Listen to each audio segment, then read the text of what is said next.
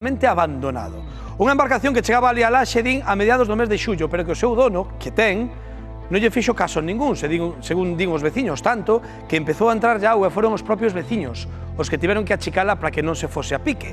Ao cabo dun mes, máis ou menos, a mediados de agosto, volveu a aparecer o dono e din que o amañou un pouquiño casco, pero volveu a deixar no peirao totalmente abandonado. Non ten nin motor, nin tan sequera. Claro, estes días, coa ondaxe, co temporal, preocúpalles moito. Ten os amarres a punto de rachar completamente e creen que se pode ir a facer moito dano a outras embarcacións. Segundo a confraría ali de Laxe, dinnos que este barco ten dono, pero un dono novo, porque o dono anterior vendeullo, pero Portos de Galicia asegura que non lles consta ningún cambio de titularidade.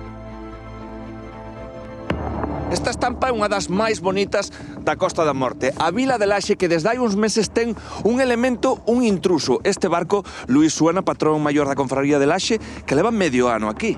Leva desde o 14 de julio. O anterior propietario trouxo o barco pa aquí para subilo no carro e quedou aquí, a espera. Pasa que facía moita agua. Xente daqui foi a que se encargou de chicalo. O perigo é que fora o barco ao fondo. Que non lle faltou moito. O agua chegou hasta o motor. O que era propietario naqueles momentos, chamaba para pedir sitio para o carro bardero, que pasa que naqueles momentos non había, que estaba o carro bardo ocupado, para arreglar a vía de agua e tal. En eses momentos había unha persona que ainda se preocupaba por el.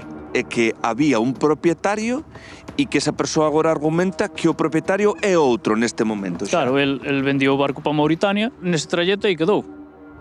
Ainda que, Luís, vemos o barco nesta ubicación moi recente, non? Desde o sábado, porque estaba nese lugar que non vos gusta nada. Estaba aí no Martillo, aí unense as corrientes e fai un remuiño moi peligroso, que ainda che traga o barco. Xa vedes que aquí non é o sitio máis... Aparte estamos en aviso legal. Un barco de 40 toneladas está amarrado con este cordel. O sea, que sexa de terra dentro dá para entender que isto é insuficiente. Na Costa da Morte, con alerta naranja. Que o que sea... Que é extraordinario que o barco aínda non fora ao fondo, non? Non foi ao fondo porque se atendiu e se chicou. Non porque tiña que atendelo, pero estuvo atendido.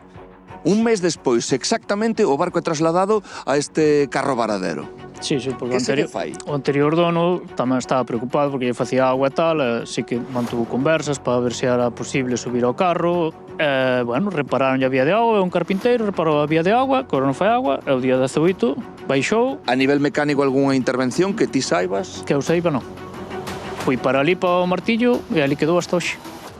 Se nos fixamos na estrutura do barco, tamén no casco podemos ver determinadas imperfeccións, pero, Luís, patrón maior, ti xa nos dis que o peor son os amarres. Claro, vai chegar un momento que a xente se vai a cansar. Sin seguro, sin dono, sin nada, quen se vai a facer responsable deso? Que é un problema.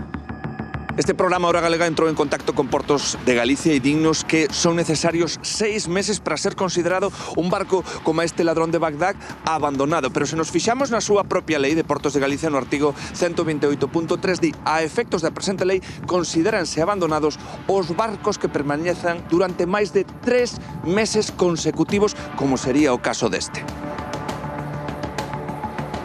Bueno, os empregados e clientes dunha gasolineira